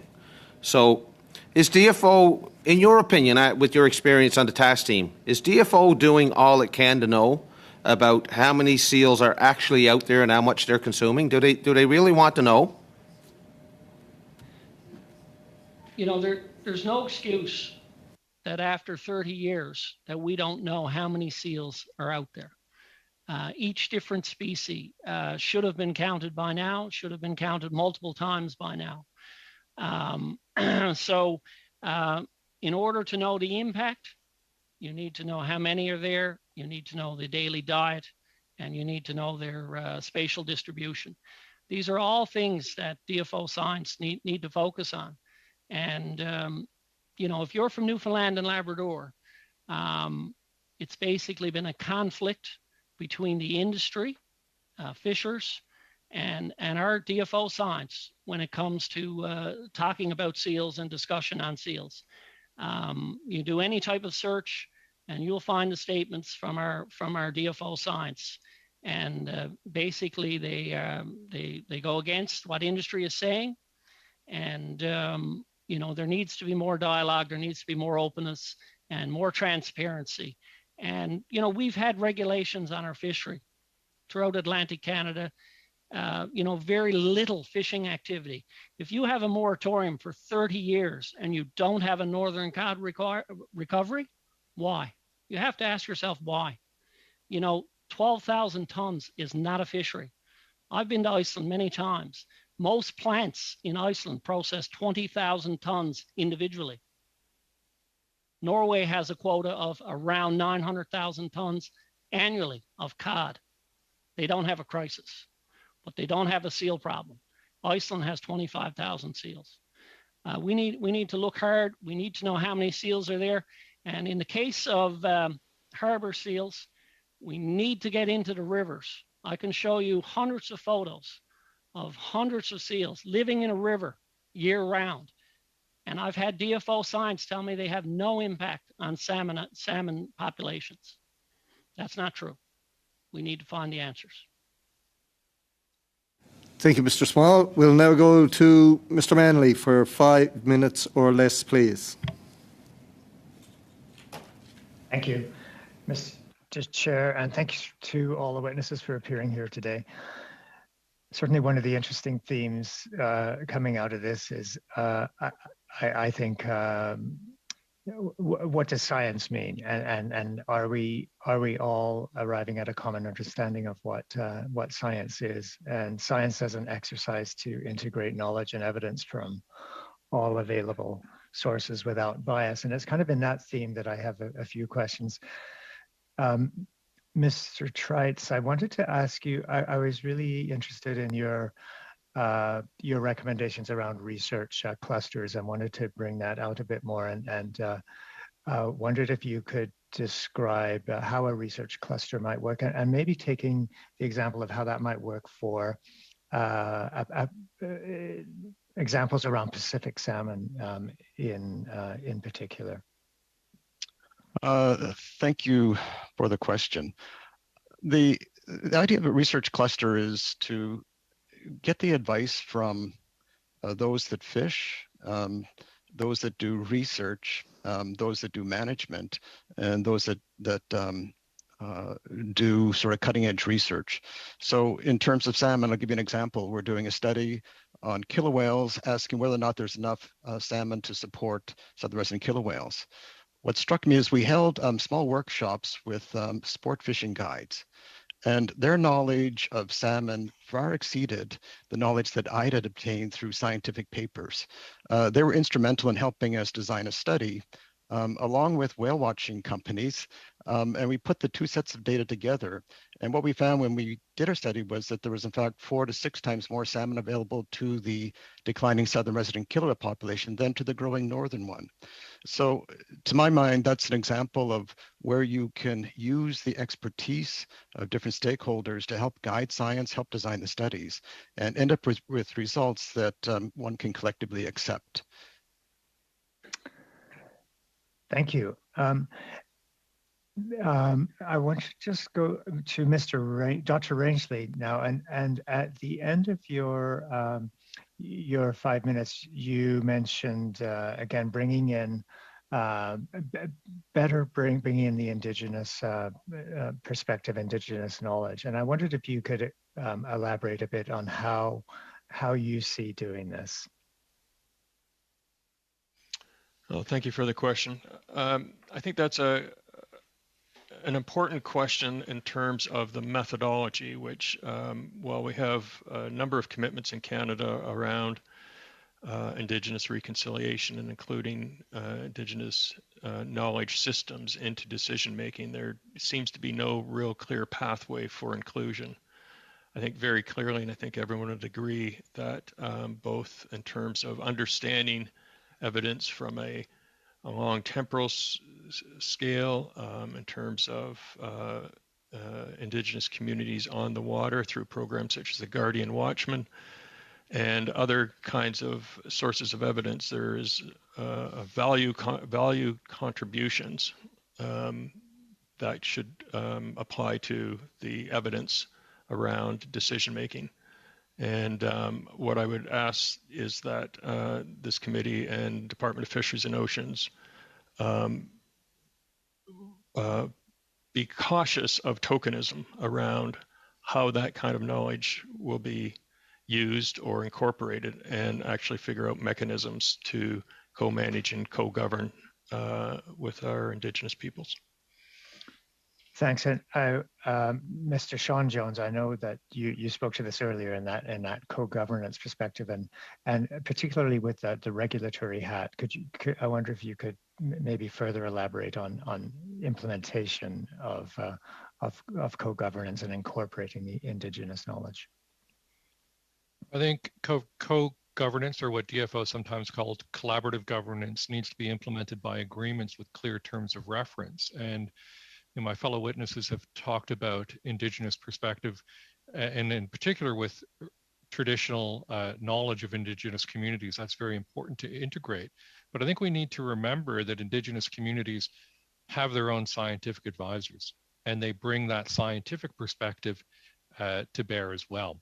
And that is a way of countering some of the inherent conflicts of interest in the process, where we have an overrepresentation by industry. Bring Indigenous folks to the table in a meaningful way, particularly in the CSAS process, would not only balance that presentation of the evidence, but help DFO fulfill its constitutional duties to consult and accommodate First Nations. Thank you, Mr. Henley. We're out of time. We'll now go to Mr. Perkins for 5 minutes or less, please. Thank you, Mr. Chair. My first question is for Mr. Hardy.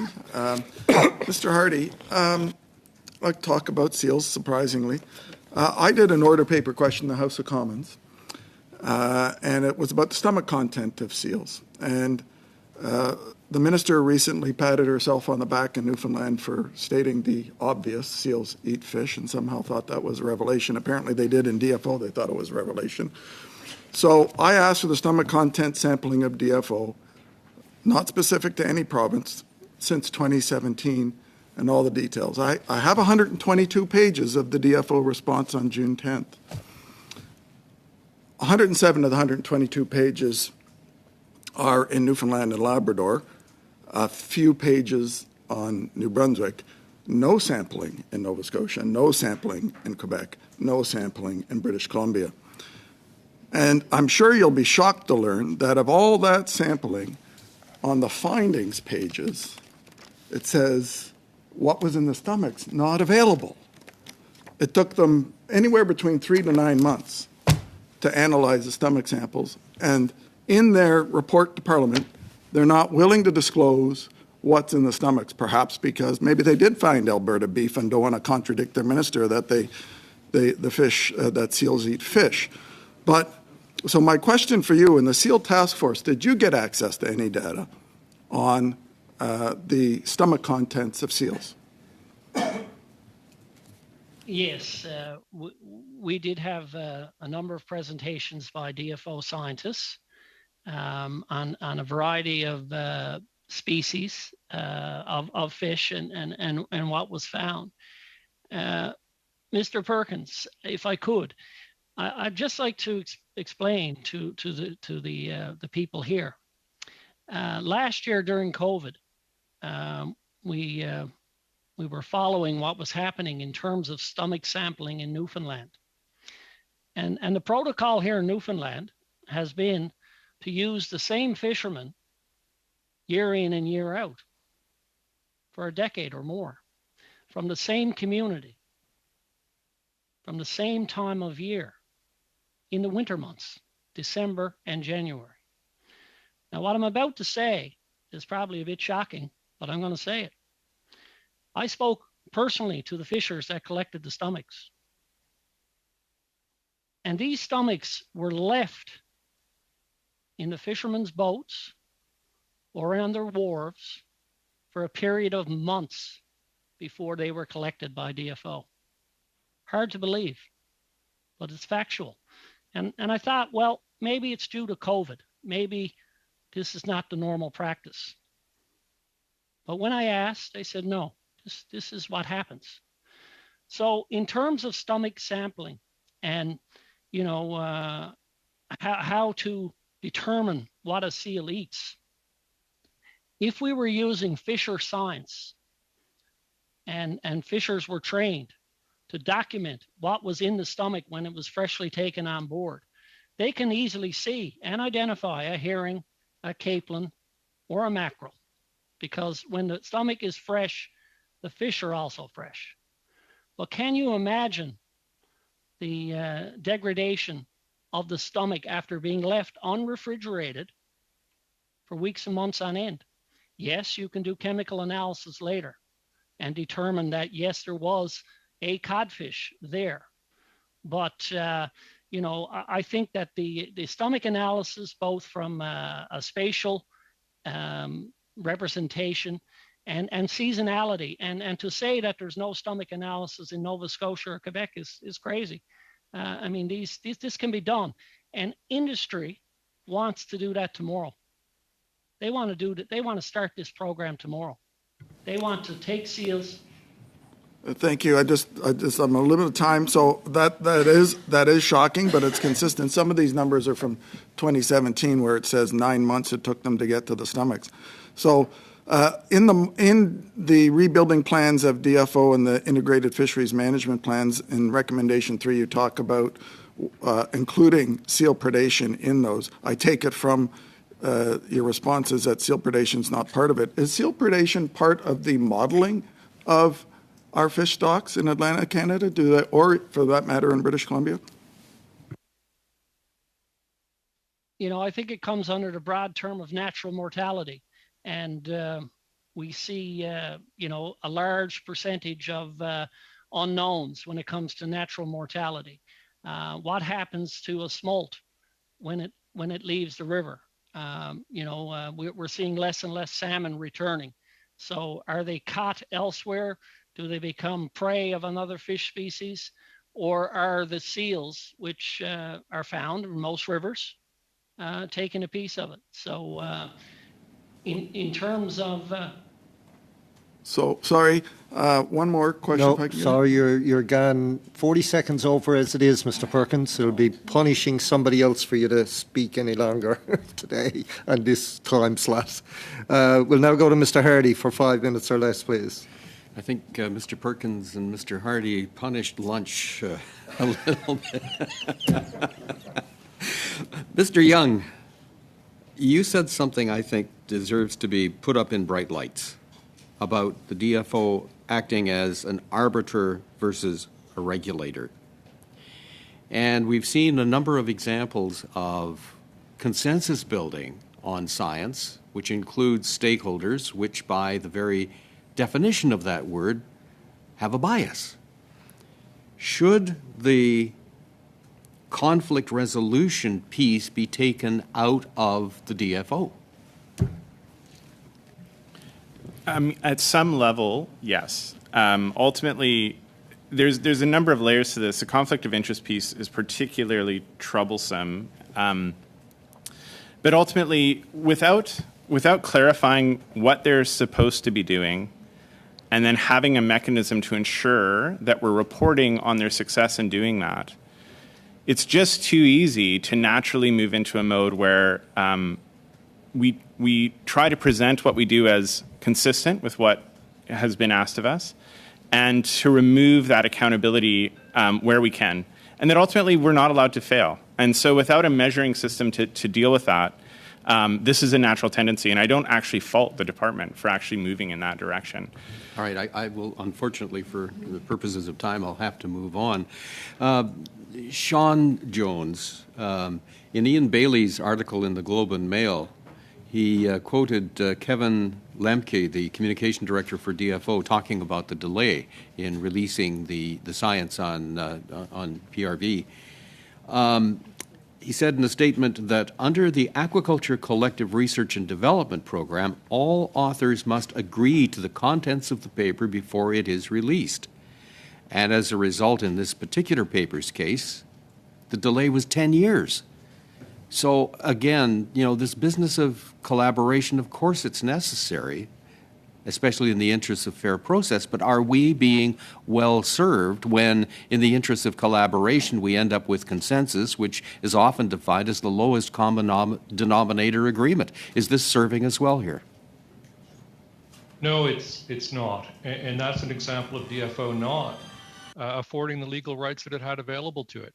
The collaboration agreement between DFO and those industry veterinarians said that they could not delay publication for more than 1 year. The Information Commissioner found that the intellectual property provisions of the agreement were extraordinarily broad in DFO's favor.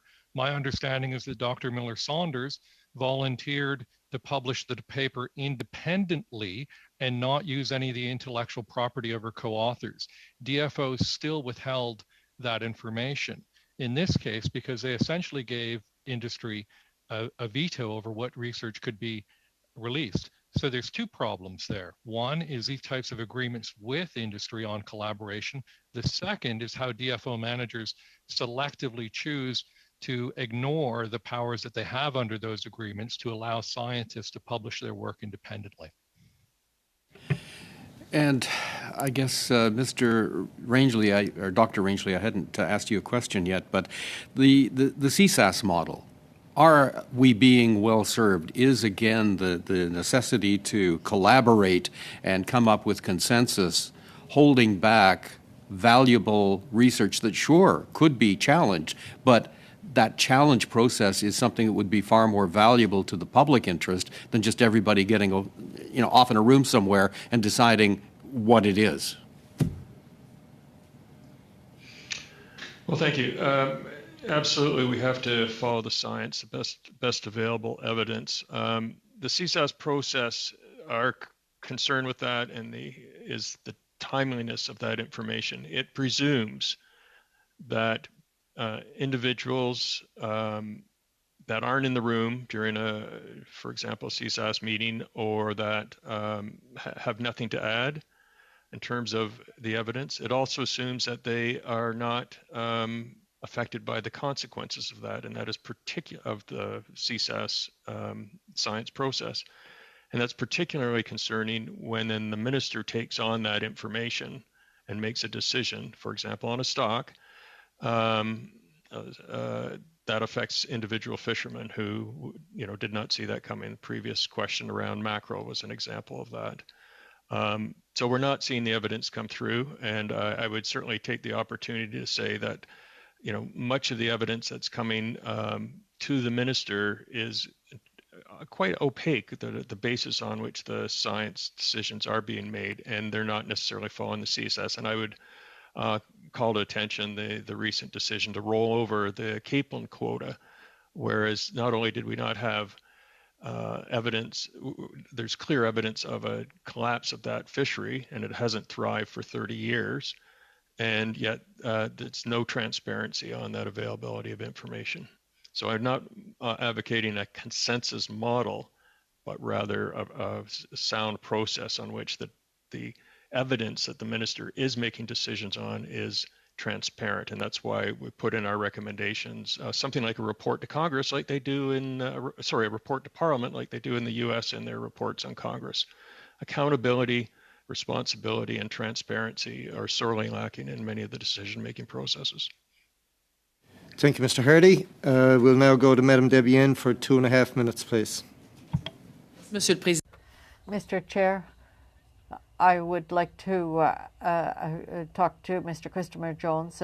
You may not know, but I would like to announce it. The National Assembly of Quebec voted a motion unanimously asking Fisheries and Oceans to compensate the fishermen that are victims of this decision,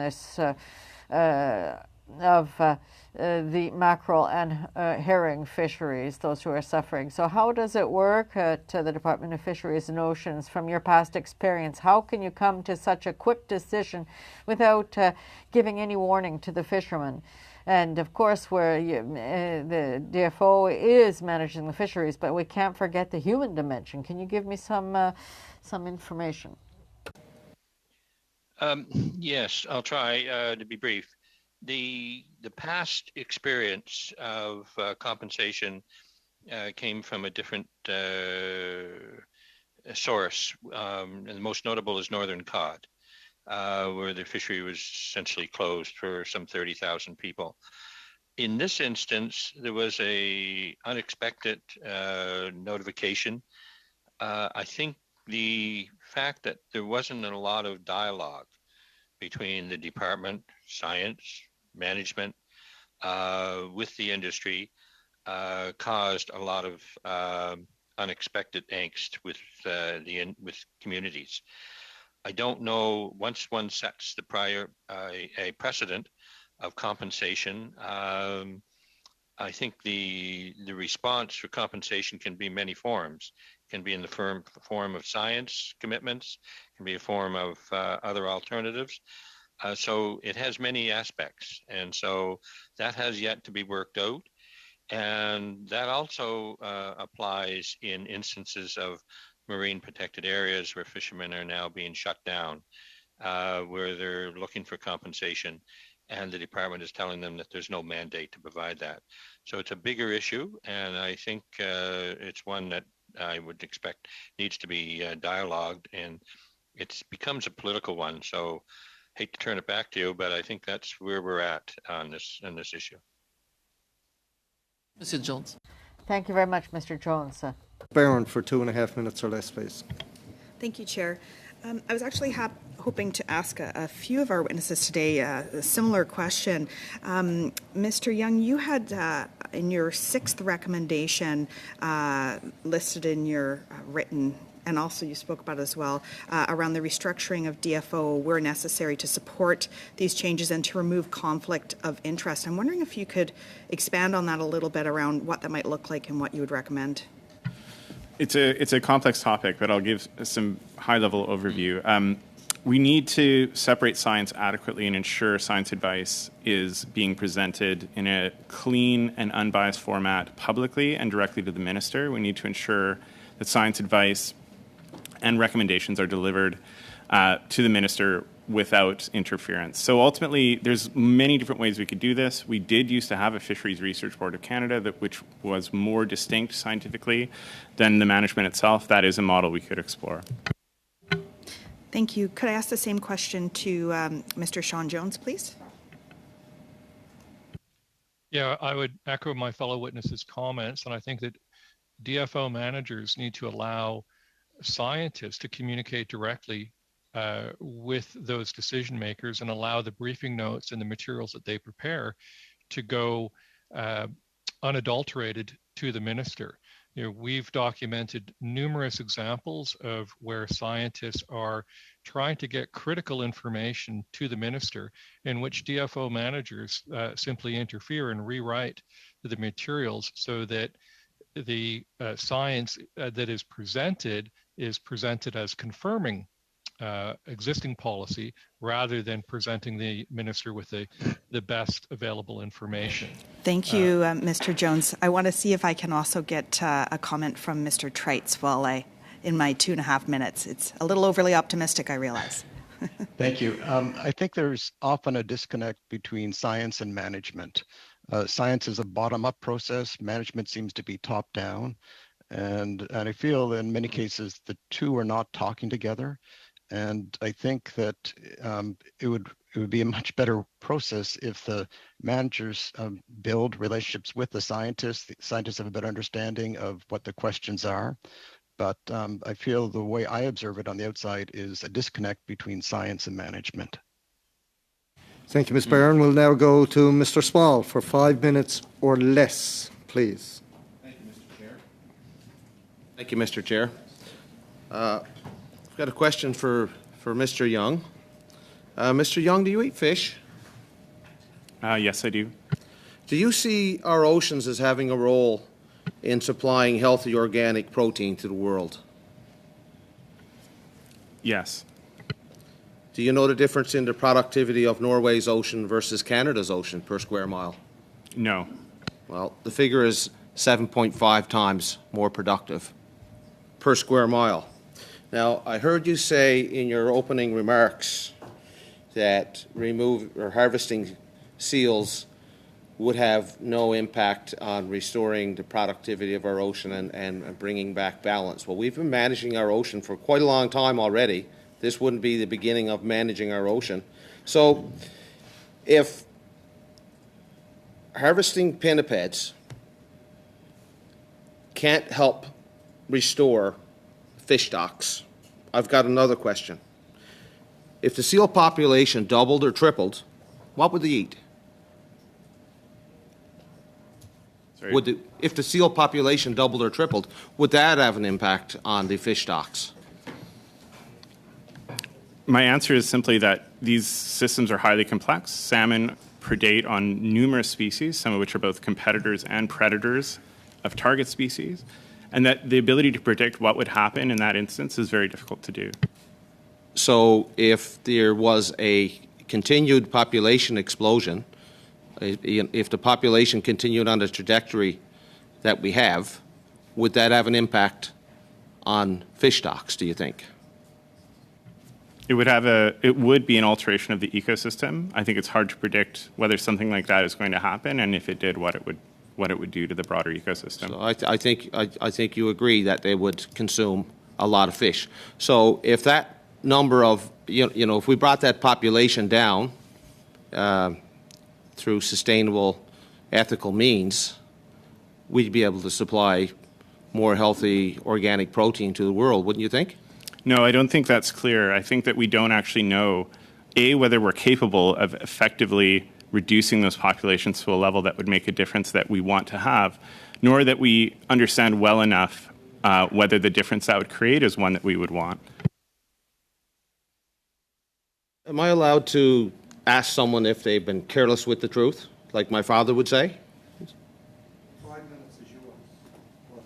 Again, well, I've got a question for Mr. Young about an email that went around to all MPs stating that Bill C-251 was asking for a cull. Can you tell us which clause in that bill is asking for a cull? I think we might characterize a cull as the intentional killing of a species under the assumption that it will benefit another one in a predatory context.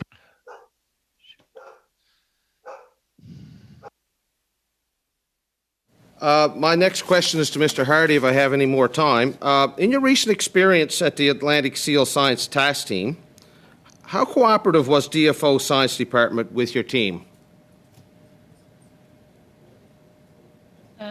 Well, the team was co-chaired by DFO management, and we got good cooperation, and those that presented, provided cooperation.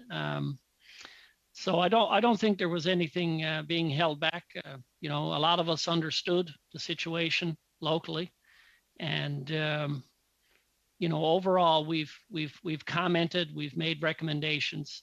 The one that seems to be sticking right now is a forum or a summit. And I'm not sure if you guys got the information I sent, but I did include a very detailed list of prior to 1992 up until today of the summits, forums, and committees on seals. I'm sure most of you there are getting a bit tired of listening and talking about it, but nothing has been done. So, in terms of cooperation, we need cooperation and action. We don't need more dialogue. Time left. Well, thank you, Mr. Small. I got to get to one more questioner to even it out. So we'll go to Mr. Morrissey for the remaining time of probably 4 minutes. Thank you, Chair. To Mr. Young, you made an earlier statement that artificially controlling or controlling ecosystems has failed. Could you quickly point to an example? The one I referenced in my document is salmon hatcheries, where the assumption was that we would improve overall abundance and generally improve the health of Pacific salmon.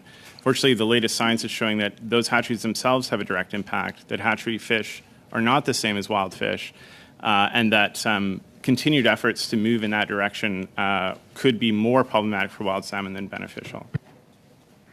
Okay. Question to Dr. Rangeley. You had made a comment. You signed to rebuild stock, but that may conflict or does conflict with Fisher science. Could you broaden the terminology? Because that's what we hear constantly. The Fisher science or the Fisher knowledge is often at conflict with the DFO science. Well, I'm not sure exactly where you're going with this, but very clearly there's useful information from all sorts of quarters, people that are on the water. It's very important, but we do have to follow science. We have to be very clear with our goals and how we're measuring the outcomes of that information. So, oftentimes anecdotal information is extremely valuable. I think Professor Treitz mentioned a process he was involved in where it provides an input in a way that is tremendously valuable. But in the end, the department has to be really clear on its goals, what it's trying to accomplish, follow the precautionary approach, and manage risk and uncertainty in a way, because we won't have all the science. And so when there's contradictory evidence coming forward, yes, that has to be factored in either asking better science questions or additional questions, or accepting that that is part of the uncertainty and then managing with greater precaution when we don't know what's happening with the population. I hope that answers your question. I wasn't quite clear. Okay, yes, it does. Further on that, when when science conflicts with fisher knowledge or science, what's the option then that you would suggest be used from your professional background? Fisher knowledge and fishing representatives have ample opportunity to participate in the process, to question the scientists in something like a CSAS meeting, a stock assessment meeting. And so they are, and frequently, and have been for years, active participants in the process. So I think we need to follow that process. What we can't abide by is second guessing and anecdotal information coming after the fact. So we have to be really clear on what the process is, follow a precautionary approach, and remember the whole point about rebuilding our fisheries is for the future. And where often the confusion occurs is on short-term benefits versus long-term gain. And so we continually make the mistake of saying we can catch more fish today at the expense of our grandchildren. And so rebuilding means taking into account both spatial but also those temporal scales. And the value of our fisheries are underperforming. We can get much more value out of our fisheries if we allow to rebuild. The models clearly show that, history shows that, but we've got this short-term view and what's called the shifting baseline. We just think, well, we can catch more fish every day and every year and fight over annual quotas, and that's an absurd way to manage a fishery, to think from annual quota to annual quota. We need a vision from our department. We need a vision for Canadians for rebuilding our oceans, and they're tremendously underperforming. Only about 30% of our fisheries are healthy. Thank you. If I could get a quick final question to Chris Jones. You made the statement of two-tier level of signs. Quick answer. What were you referencing, Mr. Jones? When you referenced two-tier level signs of science, I believe it was in reference to DFO signs. Yes, thank you. The issue is in the Maritimes region, where we have high-profile fisheries receiving more direct science support, where we have other fisheries which are not high-profile, which are receiving practically very little to no science support. That's the two-tier approach. And I would expect it evolved back in 2012 from a issue of limited resources. It has still retained. So we have fisheries that science came from cutbacks in the department? I think it was limited resources. They had to make a decision.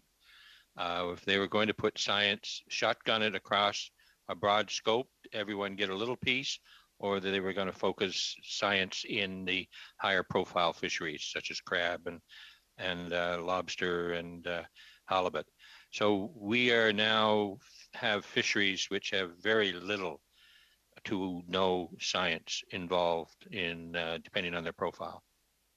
Thank you, Mr. Morrissey. It's gone well over time. I don't know, I see Ms. Barron put her hand up. Is that on a point of order, or? Yes.